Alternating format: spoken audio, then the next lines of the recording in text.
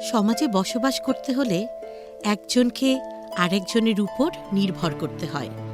একা চলতে গেলে অনেক সময় কঠিন সমস্যার সম্মুখীন হতে হয়।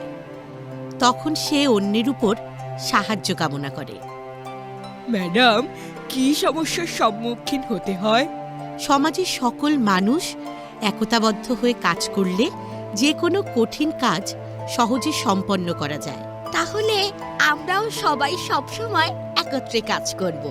সকলের মিলিত শক্তি সর্বাপেক্ষা বড় শক্তি। যেমন ক্ষুদ্র ক্ষুদ্র বালুকণার সমন্বয়ে গঠিত হয় বিরাট মরুভূমি, তেমনি ক্ষুদ্র ক্ষুদ্র শক্তি একত্রে মহাশক্তিতে পরিণত হয়। ঠিক বলেছেন ম্যাডাম।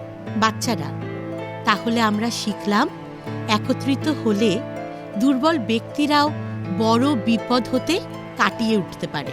Yes madam.